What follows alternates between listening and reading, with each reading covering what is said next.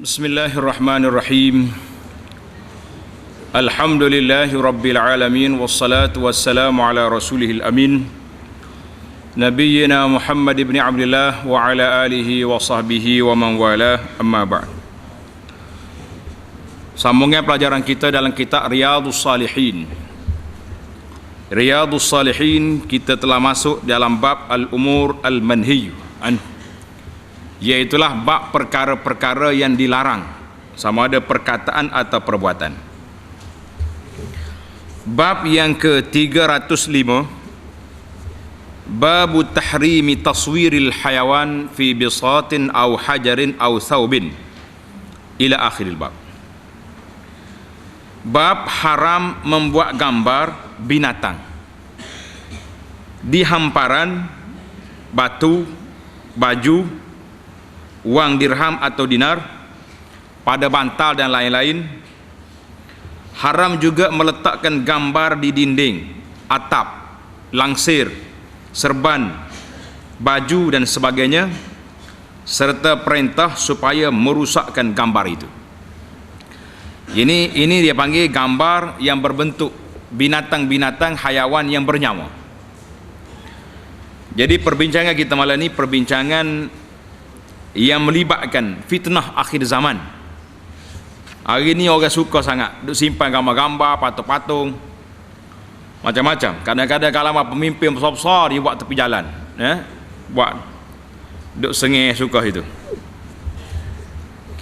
Kegemaran dan minat seorang adalah suatu kebolehan semula jadi, seperti melukis, bertenung dan sebagainya. Seharusnya umat Islam menggunakan kebolehan tersebut dengan sungguh-sungguh, sehingga dikagumi oleh orang pengikut agama lain. Walau bagaimanapun, untuk mengasah bakat tersebut atau menghasilkan sesuatu melalui kemahiran seninya, umat Islam dilarang mencipta gambar dan ukiran sesuatu yang bernyawa seperti lembu, kuda, manusia dan sebagainya. Itu dia panggil bab. Jadi jelas kalau tengok kepada bab yang ditulis oleh Imam Nawawi, iaitulah gambar tu semua tempat, di batu, di kayu, di dinding, semuanya dilarang. Kita masuk kepada hadis yang pertama dalam bab ini. Pelajar-pelajar boleh tanda nombor hadis 1678. Hadis 1678.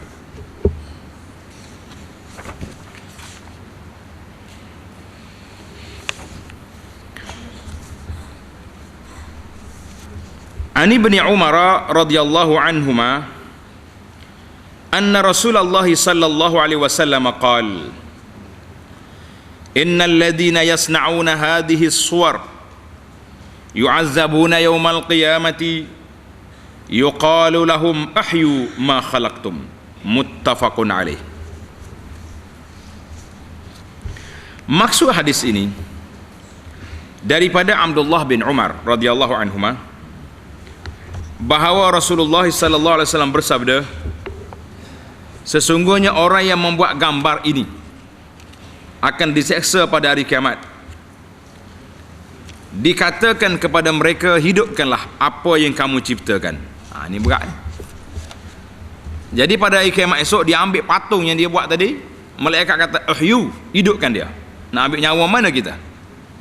Nak ambil di mana ke nyawa? Nak ambil sini berat kitanya.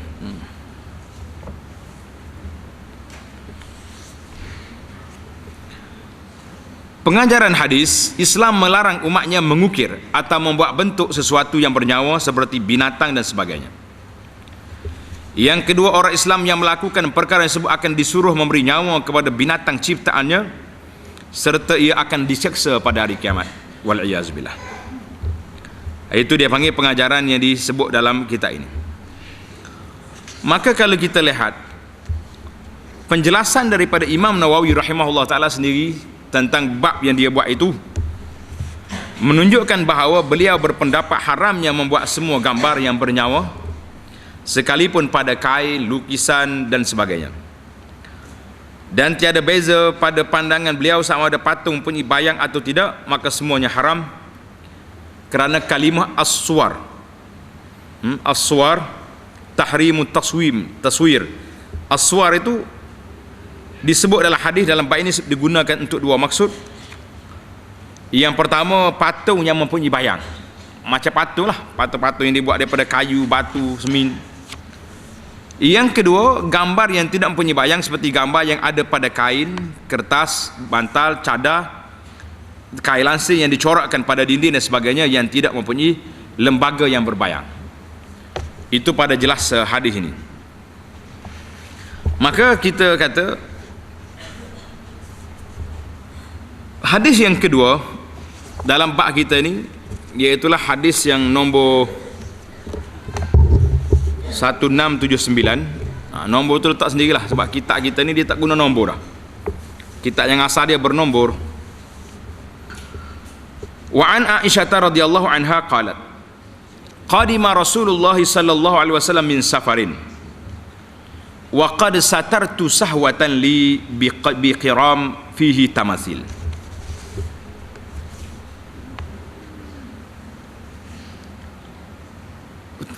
Falamma ra'ahu Rasulullah sallallahu alaihi wasallam talawwana wajhuhu wa qala ya Aisyah ashaddu an-nasi 'azaban 'inda Allah yawm al-qiyamah alladhina yudahuna bi khalqillah qalat faqata'nahu faj'alna minhu wisadatan aw wisadataini muttafaqun alaih. Daripada Aisyah radhiyallahu anha katanya, Rasulullah sallallahu alaihi wasallam pulang dari satu perjalanan. Sesungguhnya aku menutupkan rumahku dengan lansir nipis, kain lansir yang terukir gambar patung. Dengar cerita ni. Hadis ni jelas kepada kita, kain yang diukir dengan gambar. Maka apabila Rasulullah sallallahu alaihi wasallam melihatnya, berubahlah air muka Nabi sallallahu alaihi wasallam dan bersabda, wahai Aisyah, orang yang paling teruk menerima siksaan Allah pada hari kiamat ialah mereka yang menyamai ciptaan Allah. Dia pergi buat juga benda-benda yang bernyawa. Apa nak jadi? Aisyah tak cakap banyak. Orang beriman zaman dulu bila dengar sami'na wa ata'na, kata Aisyah, maka kami guntingkan tabir dan kami jadikan satu ataupun dua bantal. Dia ambil kain lansir itu, dia kerak buat bantal. Bantal tak apa sebab kita duduk atas dia. Biasa bantal Arab ni dia duduk atas tempat dia lapik itu, ataupun tempat dia tidur di situ. Hadis ini muttafaqun alaih, diriwayat oleh Imam Bukhari dan Muslim. Pengajaran hadis, Islam memaafkan hambanya yang melakukan sesuatu tanpa mengetahui hukumnya. Macam Aisyah tadi, kalau dia tahu Nabi larang, sah dia tak akan buat. Dia tak akan menyakiti hati Nabi sallallahu alaihi wasallam. Tapi oleh kerana dia tak tahu, maka digantungnya lansir tadi.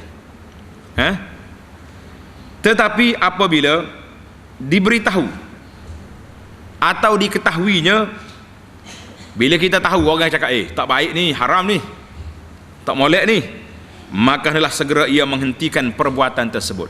Berhenti. Tapi hari ni sedih kita, kadang-kadang kita beritahu patung penuh, tak kira lah patung manusia ke, patung ayam itik ke, patung apa ni, hayawan-hayawan ke, yang dibuat daripada batu, daripada kayu, ukiran-ukiran ini. Kalau kita beritahu, sembunyi sekejap, lepas tu timbul balik. Maknanya seolah-olah ustaz yang bersalah kerana menegur benda tu. Orang yang nak pera patung ni, nak pera patung-patung ni, tak ada masalah apa-apa. Kita kena belajar daripada salafus salih bagaimana mereka dengan istijabah, cepatnya mereka menerima apa yang telah disebut oleh para ulama tentang hukum. Yang kedua, umat Islam, orang-orang yang alim, dikehendaki memberitahu atau mengajar orang yang jahil apabila ia mendapati perkara-perkara yang dilakukan bertentangan dengan hukum Allah. Wajib kita kena beritahu. Kalau ustaz pun bisu juga, pak imam pun orang panggil kelu lidah juga, tak nak tegur, habis siapa akan tegur? Ini masalah kita hari ni, masing-masing tidak menegur kemungkaran yang berlaku depan mata, maka dia akan berterusan, dan lama-lama orang menganggap benda yang mungkar menjadi makruf, jadi baik. Sebab dia tak ada orang tegur pun. Pasal tu orang yang menegur benda-benda mungkar di akhir zaman ini, terimalah risiko akan dikutuk oleh orang. Orang akan kata macam-macam pada kita. Bahasa ustaz otak di kepala lutut, dia kata. Dia itu bahasa anak-anak internet ni. Tak ada adab, tidak ada. Sebutlah kalau tak puas hati bagi tahu mana hujah, ada ulama lain kata sekian-sekian, boleh tahan. Ni tak, dia kutuk dengan sangat tidak beradab. Yang ketiga, Islam melarang umatnya membazir pada suatu benda yang pada asalnya haram, tetapi apabila diubah ianya boleh digunakan, makanlah ia menggunakannya. Macam tadi kain lansir tadi, tak boleh Nabi kita larang, tapi Aisyah radhiyallahu anha telah mengoyaknya kerat buat benda lain yang dibenarkan. Yang keempat, Islam menentukan suatu hukum bagi suatu perkara, dan Islam juga mengajarnya cara-cara mengatasi bagaimana nak menyelesaikan masalah. Itu di antara hadis yang menyebut kepada kita. Daripada dua hadis ini kita dapat simpulkan lagi, antara tujuan kedatangan agama Islam untuk membenterah syirik yang wujud di muka bumi dan penyembahan patung berhala adalah antara syirik yang paling meluas. Kerana ini Islam sangat memusuhi perkara-perkara syirik dan mengharamkan apa sahaja perkara yang ada kaitan dengannya. Maknanya kalau kita baca dalam sejarah manusia ini, punca bermulanya penyembahan berhala atas dunia ini mari daripada patung. Jadi asasnya sudah ada. Dia lukis patung orang-orang yang soleh. Contohnya tuan guru dia mati, dia sayang ketuk guru dia, pakat lukis patung, buat patung. Mula-mula nak tengok saja baru. Lama-lama syaitan mari, kita akan tengok saja, gosok sikit, gosok. Lama-lama syaitan kata, orang tak gosok. Ini tuan guru besar, wali, ni karamat. Bro, pakat sujud. Itu bermula penyembahan berhala di atas muka bumi.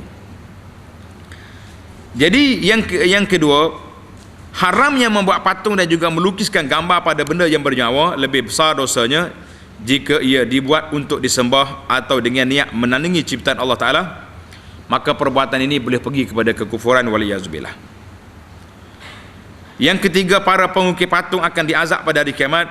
Di antara azab yang dikenakan ialah mereka akan disuruh meniup roh pada patung-patung itu sebagaimana dalam hadis tadi.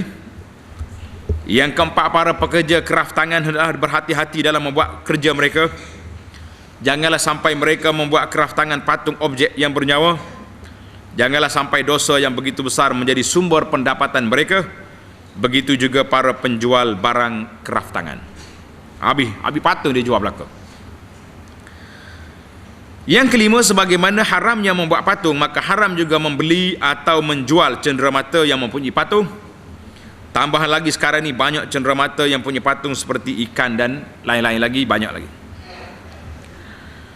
Yang keenam, antara hikmat pengharaman patung di samping membenterah syirik ialah kerana patung juga menunjukkan kepada lambang kemewahan yang berlebihan. Ini membawa kepada pembaziran dan takabur yang diharamkan oleh agama. Jadi itu di antara penjelasan kepada hadis yang kita baca tadi. Kata Imam Nawawi rahimahullahu ta'ala, ini tak ada dalam kita jaket, tak ada ni, kita hurai sini. Ada sebahagian ulama dahulu, golongan salafus salih, menganggap bahawa yang dilarang hanyalah yang mempunyai bayang, iaitulah patung seketul. Adapun yang tidak mempunyai bayang, maka tidaklah mengapa menggunakannya. Sebenarnya pandangan ini adalah pandangan yang batil. Itu kata An-Nawawi. Ini kerana langsir yang Rasulullah sallallahu alaihi wasallam melarang menggunakan itu tidak syak lagi merupakan gambar yang tidak mempunyai bayang dan bukannya patung.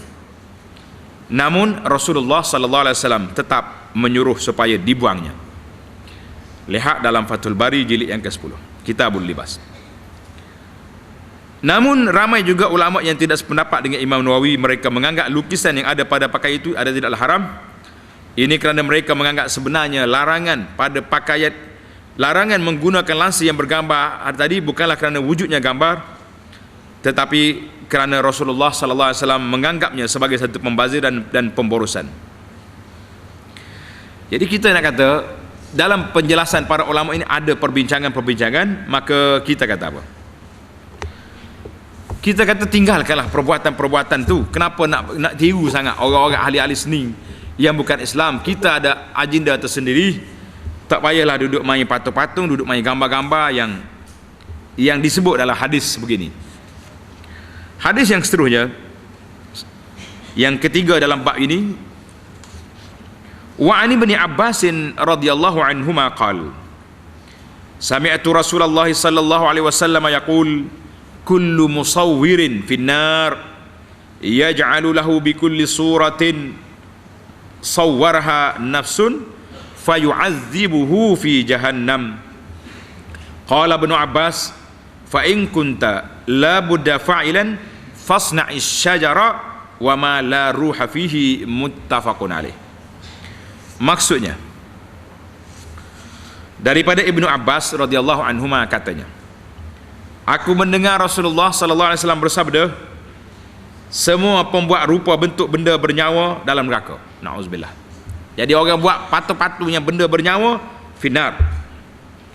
Dijadikan baginya setiap bentuk yang dicipta itu satu diri, lalu benda-benda tersebut menyaksanya dalam neraka. Kalau kita buat gambar kambing tu duduk tembok di dalam neraka. Nauzubillah. Ibnu Abbas kata, sekiranya engkau tidak dapat elak dari melakukannya, kerja kita dah seni melukis, maka buatlah gambar-gambar pokok atau sesuatu yang tidak bernyawa. Jadi ambil gambar yang tidak bernyawa. Hadis ini diriwayat oleh Imam Bukhari dan Muslim. Umat Islam tidak dilarang membuat sesuatu yang tidak bernyawa, seperti membuat bentuk pokok, bangunan dan sebagainya. Dia duduk tepi jalan tu sini sangat lukis bah lalu lukis lori ke, tak apa. Yang kedua, kebolehan seorang dalam suatu bidang adalah digalakkan selagi ia tidak bertentangan dengan ajaran Islam. Tapi kalau bidang yang kita pegang tadi bertentangan, maka jangan duk cari pasal, jangan duk cari kerja, kerana dia beri masalah besar kepada kita.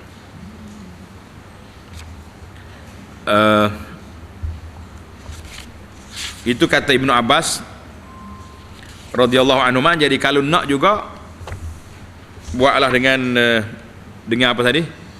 Dengan gambar-gambar yang tidak ada tidak ada nyawa. Hadis yang seterusnya, hadis yang keempat.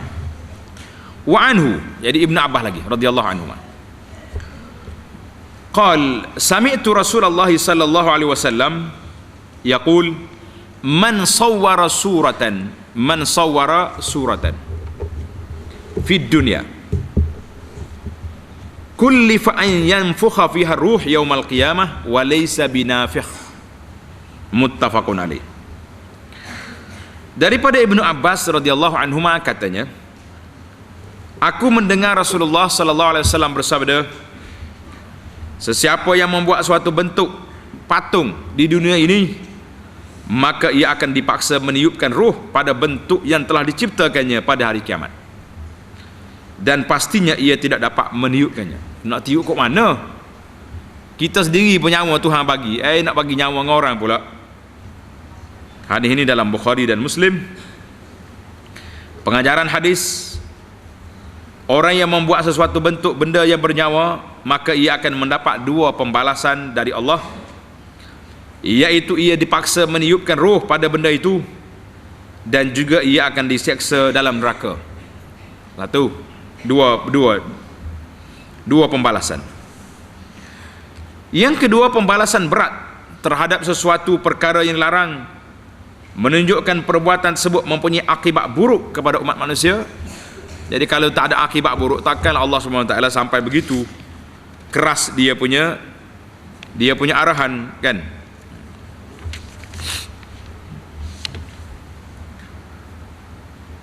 Yang ketiga, umat Islam dilarang menunjukkan kepandaiannya dengan melakukan perkara yang dilarang, kerana dengan demikian ia dianggap angkuh dan sombong. Jadi kita hari ini nampaknya angkuh dengan sombong. Hadis-hadis yang menyebut tentang gambar ni hadis-hadis dalam Bukhari Muslim, maknanya muttafaqun alaih, hadis-hadis yang sahih. Cuma penjelasannya kita akan hurai nanti. Wa ani ibn Mas'ud radhiyallahu anhu qala sami'tu Rasulullah sallallahu alaihi wasallam yaqul inna ashaddan nasi 'azaban 'inda Allah yaumal qiyamati al-musawwirun, muttafaqun alaih. Daripada Abdullah bin Mas'ud katanya, aku mendengar Rasulullah sallallahu alaihi wasallam bersabda, sesungguhnya seberat-berat seksaan ke atas manusia di sisi Allah pada hari kiamat ialah orang yang mencipta bentuk sesuatu yang bernyawa. Hadis ini riwayat Bukhari dan Muslim. Pengajaran hadisnya lebih kurang samalah dengan lepas-lepas tu. Iaitulah orang yang mencipta suatu bentuk yang bernyawa adalah orang yang paling berat menerima siksaan Allah di akhirat kelak. Yang kedua, Allah Maha Adil kerana memberitahu kepada umatnya mengenai suatu larangan dan akibat sebelum sesuatu siksaan dikenakan kepada hamba-hambanya yang engkar. Jadi Allah Ta'ala beritahu awal-awal lagi, jangan buat benda ni. Tapi kalau buat juga kena azab. Siapa yang cari pasal? Dawak dia yang cari pasalnya, bukan orang lain, kita sendiri yang cari pasal.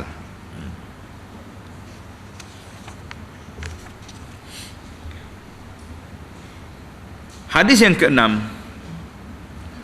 wa an Abi Hurairah radhiyallahu anhu qala sami'tu Rasulullah sallallahu alaihi wasallam yaqul qala Allah ta'ala wa man azlamu mimman zahaba yakhluqu ka khalqi fayakhluqu dzarratan aw liyakhluqu habbatan aw liyakhluqu sya'iratan, muttafaqun alaih.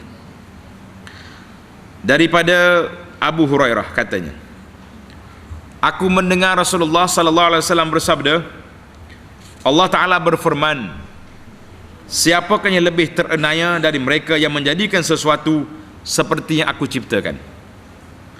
Maka lebih baik mereka menciptakan seekor semut kecil atau habbah, bijian, ataupun bijirin. Mana benda-benda kecil belaka tu. Hadis ini diriwayat oleh Imam Bukhari dan Muslim. Pengajaran hadis, umat Islam dilarang melakukan sesuatu yang telah diciptakan oleh Allah, terutama benda yang bernyawa. Yang kedua, Allah tidak menyekat minat dan kemahiran seorang dalam bidang kraft tangan dan sebagainya, tetapi seorang itu hendaklah mengambil kira tentang hukum bagi sesuatu yang diciptakan supaya benar-benar berfaedah. Jangan duk main kerana seni kita pun semangat lalulah. Nah, baik, sebelum kita pergi kepada hadis yang seterusnya, iaitu hadis tentang anjing, kita ambil kesimpulan di sini. Para pelajar boleh tulis perbincangan tentang gambar. Nanti ada masalah sini, kita jadi keras tak tu kalu, tengok orang ambil gambar aja haram, neraka, ila jahannam wa bi'sal masir. Penat juga kita. Jadi ringkasan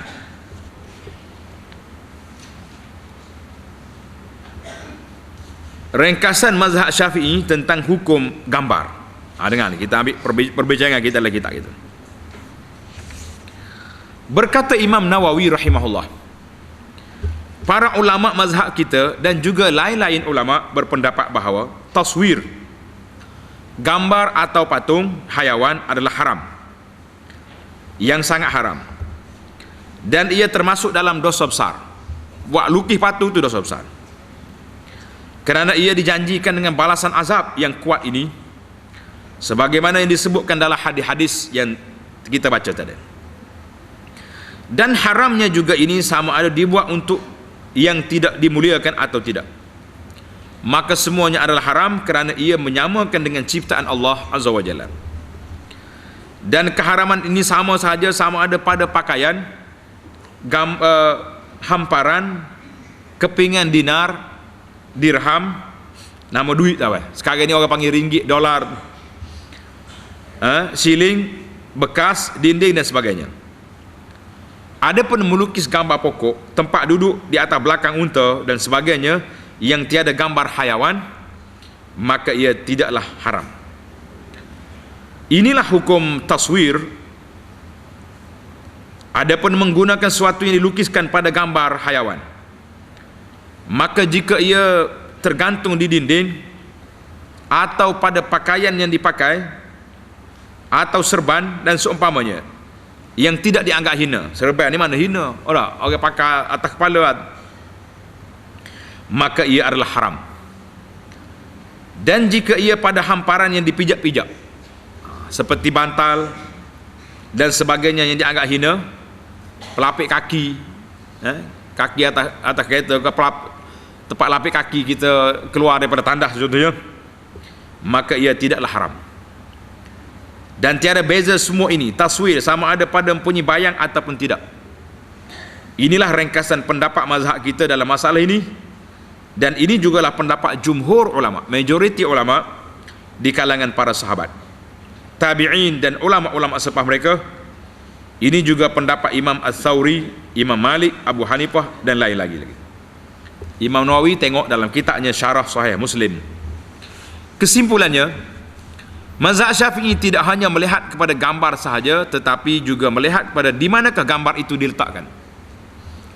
Jika ia diletakkan pada tempat yang hina seperti hamparan yang dipijak-pijak, maka ia tidaklah diharamkan. Dan jika ia diletakkan di tempat yang tidak dihinakan seperti digantung pada dinding-dinding, maka ia adalah haram. Lihat Al-Mufassal fi Ahkamil Mar'ah. Jadi ringkasan pandangan ulama dalam masalah ini, kata Ibnul Arabi Al-Maliki rahimahullah, kesimpulan dalam hukum menggunakan gambar dan lukisan ini ialah jika ia adalah daripada yang berjisim, patung, maka ia adalah haram dengan ijma' para ulama. Patung-patung balik lagi, kat mana duduk pera patung kat rumah tu ambil pecah ya, haram perbuatan tu. Dan jika ia hanyalah gambar dan bukannya patung, gambar sekeping macam kita gambar di kain dan sebagainya itu, maka ada 4 pendapat. Pendapat yang pertama, harus. Mereka berdalilkan dengan zahir hadis kecuali gambar yang ada pada pakaian. Satu. Dan pendapat yang kedua, haram semua taswir sekalipun hanya gambar. Pendapat yang ketiga, kalaulah gambar itu kekal dan semua sempurna rupanya, maka ia haram. Dan jika dipotongkan kepalanya atau terputus-putus bahagian-bahagiannya, maka ia adalah halal. Dan pendapat inilah yang lebih sahih, kata Ibn Arabi. Pasal itulah zaman dulu kalau kita belajar di Arab, di Mekah, buku-buku sekolah dia kalau ada gambar patung akan potong-potong, terputus, tekak dia putus dengan kepala, dia tak mau lengkap seorang. Sekarang ni mari zaman gambar ni, tak ada siapa dia nak boleh potong dah, tak sempat dah. Pendapat yang keempat, jika ia termasuk dalam perkara yang hina tidak dimuliakan, maka ia adalah harus. Dan jika ia tergantung, maka ia adalah haram, sebagaimana dijelaskan oleh Ibnu Hajar dalam kitabnya Fathul Bari. Dan terdapat 2 sebab membuat gambar atau patung yang buat kekufuran, iaitu pertama, jika dia buat untuk disembah. Kita buat patung seperti patung-patung berhala, dan juga lukisan gambar-gambar Nabi Isa dan salib bagi penganut Kristian. Jadi puak dia ada gambar. Hari ni bukan sekat Kristian, pengikut-pengikut Syiah telah buat dah gambar Sayyidina Ali, gambar Imam 12, sudah ada gambar-gambar, sudah naik taraf sekarang. Dulu gambar lukisan, sekarang patung sudah ada. Ini yang kita bimbang, takut-takut berjangkit. Dulu orang duk lukis gambar-gambar Tok Wali ya, Wali Songo, Wali tu Syekh Abdul Qadir Jalani. Sikit lagi na'udzubillah, kita minta berlindung, dibimbangi takut jadi patung pula naik. Jadi kedua, jika ia dibuat dengan niat mencabar dan menangis kuasa Allah, maka itu haramlah. Ini disebut perbincangan para ulama dalam masalah ini. Baiklah, kita pergi pula hadis yang seterusnya, iaitulah hadis yang menyebut tentang cerita Jibril tak masuk dalam rumah yang ada patung dan yang ada anjing. Hadis yang ketujuh, hadis yang ketujuh. Hadis yang ketujuh dalam bab kita ini sama dengan hadis asal dia 1665. 84. Wa an Talhah radhiyallahu anhu anna Rasulullah sallallahu alaihi wasallam qala la tadkhulul malaikatu baitan fihi kalbun wala surah. Muttafaqun alaih. Maksud hadis daripada Abu Talhah bahwasanya Rasulullah sallallahu alaihi wasallam bersabda, malaikat tidak akan masuk ke rumah malaikat rahmat. Tanda situ. Malaikat di sini iaitulah malaikat rahmat.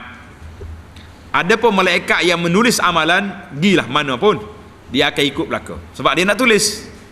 Malaikat rahmat dia bawa rahmat kepada kita, tapi kalau kita buat perangai, maka tak dapat lagi rahmat. Malaikat rahmat tidak akan masuk ke rumah yang ada anjing dan yang ada bentuk sesuatu yang bernyawa. Ada patung, gambar, dia tak mau masuk. Hadis ini dalam Bukhari dan Muslim. Pengajaran hadis, rumah yang diberkati ialah rumah yang dilawati oleh para malaikat. Oleh itu penuhilah rumah dengan benda-benda dan perbuatan yang diredai oleh Allah Azza wa Jalla. Kerana ana banyak kali dah bincang tajuk ni, letih dah kita. Kita kata jangan tak, biarlah kita bersahabat dengan malaikat rahmat ni di masjid, kita juga bersahabat dengan dia di rumah kita. Ini malaikat kawan di masjid, dia pergi rumah kita tak boleh masuk, penuh dengan patung-patung, penuh dengan benda-benda yang tak patut syariah, maka malaikat rahmat tak masuk. Habis bagaimana kita nak menadah keberkatan rahmat dalam rumah kita kalau malaikat pembawa rahmat tak boleh masuk? Ini masalah. Yang kedua, anjing dan bentuk benda bernyawa adalah di antara perkara yang tidak disukai oleh malaikat, maka hendaklah dijauhi, jangan buat. Hadis yang seterusnya yang ke-8, wa ani bin Umar radhiyallahu anhuma qala wa'ada Rasulullah sallallahu alaihi wasallam Jibril an ya'tiyahu farasa alaihi hatta ishtadda ala Rasulillah sallallahu alaihi wasallam fa kharaja falaqiyahu Jibril fashaka ilaihi faqal inna la nadkhulu baitan fihi kalbun wala suratun. Rawahul Bukhari. Maksudnya daripada Ibnu Umar radhiyallahu anhuma, katanya Jibril malaikat telah berjanji dengan Rasulullah sallallahu alaihi wasallam akan datang kepada baginda. Jibril nak mari rumah Nabi. Lalu ia terlambat, tunggu tak sampai. Terlambat datang sehingga Rasulullah sallallahu alaihi wasallam terasa berat. Lalu baginda keluar dan bertemu Jibril. Nabi keluar daripada rumah, Jibril ada. Pelik lah, mari kat janji nak bagi rumah, kenapa tunggu di luar? Lalu baginda sallallahu alaihi wasallam mengadukan hal itu kepadanya. Nabi kata, macam mana ni? Jibril pun berkata, sesungguhnya kami tidak akan memasuki rumah yang ada anjing dan yang ada bentuk sesuatu yang bernyawa, ada patung, gambar-gambar, benda yang bernyawa, malaikat pun tak masuk. Hadis ini riwayat Al-Bukhari. Pengajaran hadis, para malaikat sentiasa patuh pada perintah Allah. Oleh itu manusia yang tidak patuh kepada Allah tidak akan diberkatinya. Yang kedua, umat Islam dikehendaki peka dan sensitif dengan perkara-perkara larangan dan bertindak mengelakkan diri daripadanya. Yang ketiga, rumah adalah tempat yang aman dan bahagia bagi seseorang. Oleh itu umat Islam dikehendaki menjaganya dengan baik dan tidak membawa sesuatu yang dilarang oleh Allah Azza wa Jalla.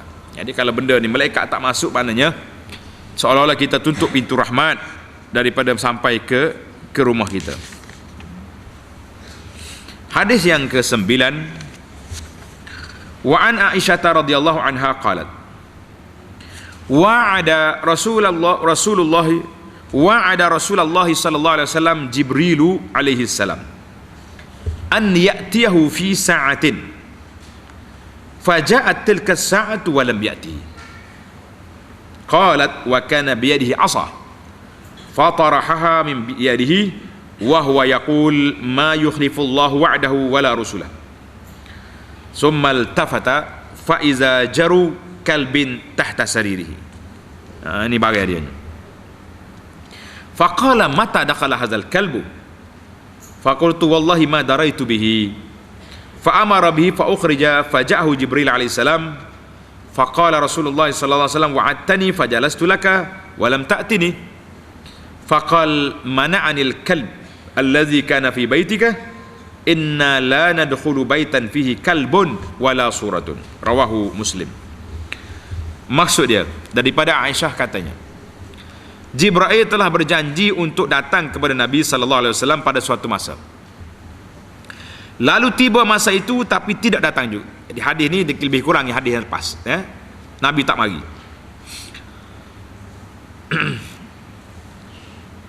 Lalu tiba masa itu tapi tak datang. Aisyah berkata, Nabi sallallahu alaihi wasallam pada ketika itu memegang tongkat. Nabi kita ada tongkat di tangan. Lalu ia melepaskan tongkat itu dari tangannya. Mana Nabi kita pegang tongkat, dia lepas. Maknanya macam duk mikirlah apa sebab ni malaikat tak mari dia.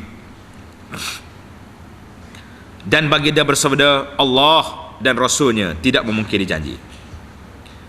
Kemudian baginda menoleh, tengok dalam rumah dia, tiba-tiba ada seekor jeru. Apa dia jeru? Jeru ni dia panggil anak anjing.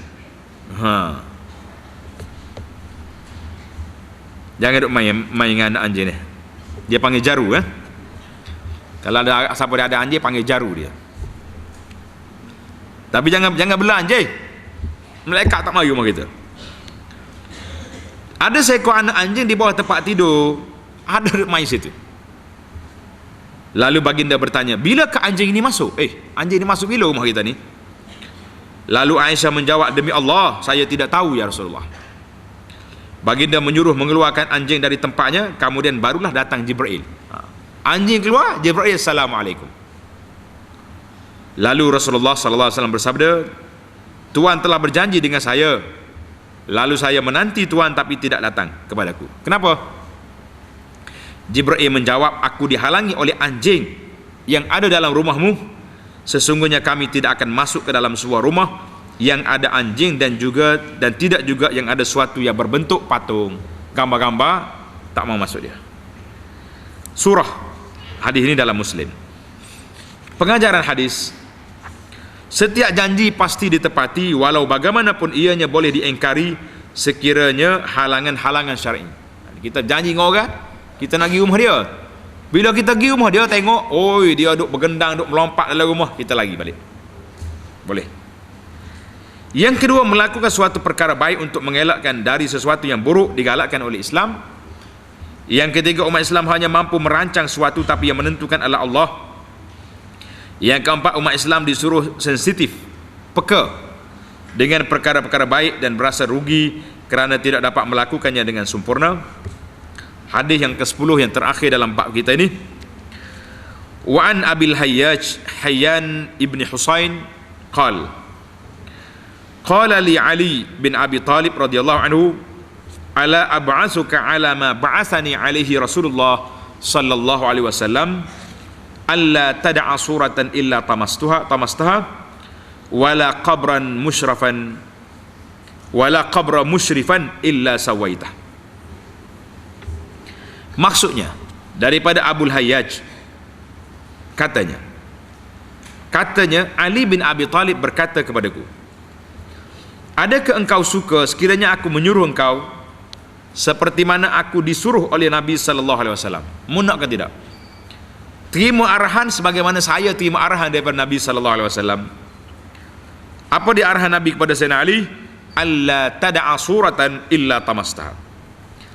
Iaitulah jangan engkau membiarkan suatu bentuk gambar patung yang bernyawa melainkan engkau rusakkannya. Dengar ni pelajar-pelajar kita ni.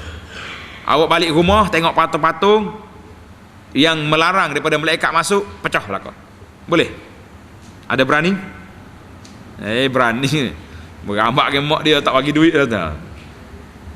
Nasihat, bagi nasihat dah. Dan janganlah engkau biarkan kubur itu menonjol ke atas. Kubur kalau orang buat tinggi-tinggi, buat binaan, apa jadi? Illa sawaitahu, kecuali engkau rata ke tanahnya. Hari ini kita kena kontrol, kawal kubur-kubur kita, jangan orang buat binaan atas kubur. InsyaAllah kubur kita ni kita cuba kawal. Mana-mana orang buat binaan, kita akan runtuhkan sebagaimana kata Sayyidina Ali. Mana-mana kubur yang menonjol, kita samakan dia. Tak boleh. Jangan buat pelik-pelik dengan marmer, dengan batu, apa ni, mozaik, semua tu dilarang dalam Islam. Yang kita adanya sekadar tanda, kita nak tahu ni kubur ayah kita, ni kubur mak kita, kubur cik kita, boleh kita tanda. Tapi jangan buat binaan atas kubur. Jadi hadis ini diriwayat oleh Imam Muslim, pengajaran hadis. Umat Islam dikehendaki menyampaikan ilmu-ilmu agama yang dibawa oleh Nabi sallallahu alaihi wasallam kepada orang yang belum mengetahuinya. Kita kena ajar masyarakat, bagi tahu gambar-gambar patung-patung ni haram. Yang kedua, umat Islam digalakkan melakukan kebaikan, sama ada yang berupa perbuatan, percakapan dan tingkah laku. Yang ketiga, Islam menyuruh umatnya supaya berusaha menghalang sebarang bentuk penyelewengan akidah Islamiah dalam semua keadaan. Jadi akidah Islam apa-apa sajalah yang mari nak kacau kita sini, kita halang. Yang keempat, Islam melarang umatnya meninggikan tanah perkuburan yang melampaui hak biasa. Jadi kalau kita buat kubur, kita buat tinggi sikit untuk nak tanda supaya kalau hujan mari tanah tu turun, tak apa. Tapi buat binaan yang tinggi tu tak boleh. Nabi kita larang daripada membuat binaan. Alhamdulillah, tamatlah perbincangan kita 10 hadis di dalam bab yang kita bincang ini. Kemudian kita akan buat kesimpulan kepada perbincangan ini. Adapun bab anjing, insya-Allah kita akan sambung dalam siri yang akan datang. Bab yang ke-206, bab tahrim ittikhadil kalb, haram ambil anjing, pera anjing. Jadi bab anjing anda tak sebut di sini. Yang kita nak tamatkan perbincangan kita ni itulah dalam perbincangan tentang gambar, ya. Jadi ulama semasa telah meletakkan bahawa gambar itu ada 2-3 kategori. Yang pertama sekali dia panggil gambar yang ittifaq haramnya, iaitulah gambar patung yang berbentuk ada bayang tadi, berbentuk sama ada di kayu atau batu atau tanah, atau kita buat dengan apa, dengan semen, maka itu haram. Dia bentuk manusia, hayawan, singa, tak kira apa-apa, maka itu haram bil ittifaq. Yang kedua, gambar benda yang tidak ada nyawa, seperti pokok-pokok, matahari, bulan, bintang, perahu, kereta, bas. Tidak, itu tidak menjadi masalah, tidak termasuk di dalam larangan ini. Lagilah lukis. Yang ketiga iaitulah tentang masalah talwin, buat lukisan dengan tangan. Lukisan dengan tangan, kalau kita buat patung-patung, maka ini juga menjadi perbincangan para ulama, illa rakman fi thawb. Jadi kalau kita buat benda yang berjisim, malmus, maka itu juga majoriti ulama mengatakan tidak harus.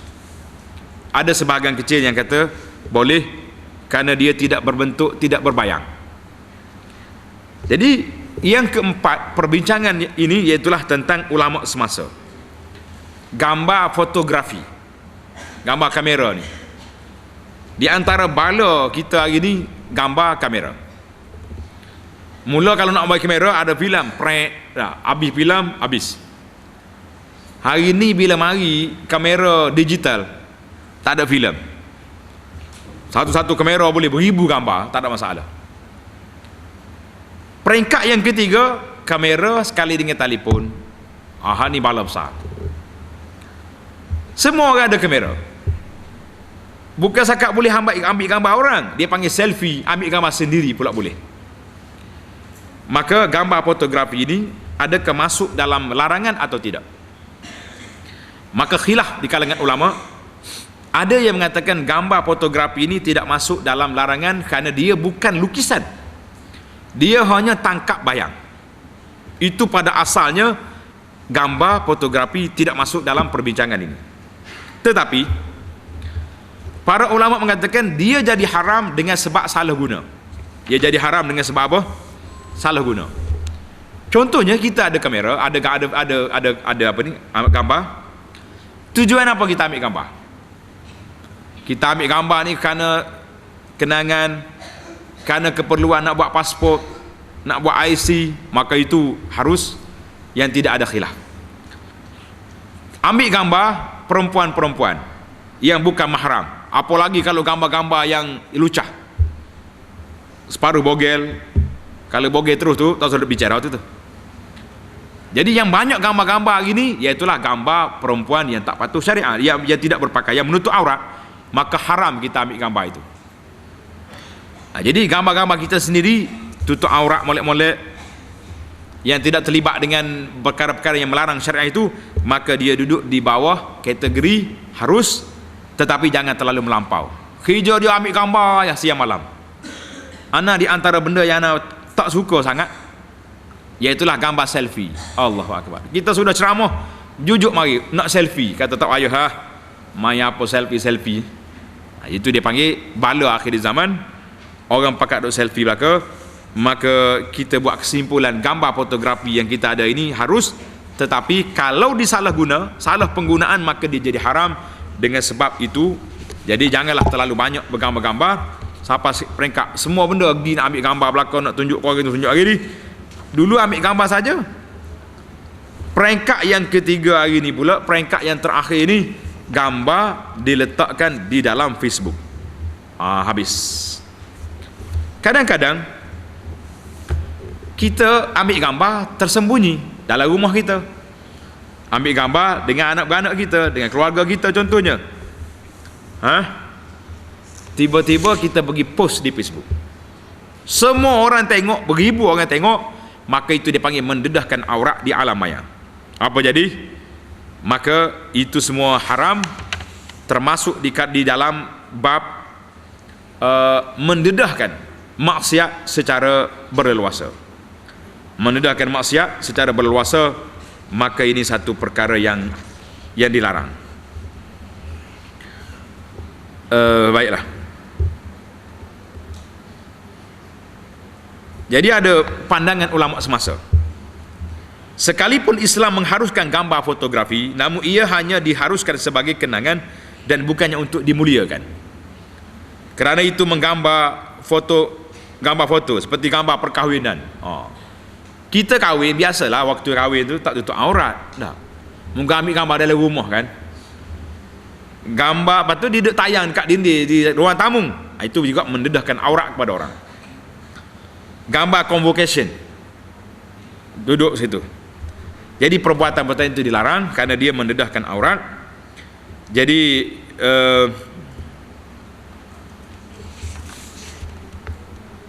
kita berhati-hatilah supaya tidak banyak sangat mengambil gambar-gambar ini, supaya kita selamat insya-Allah.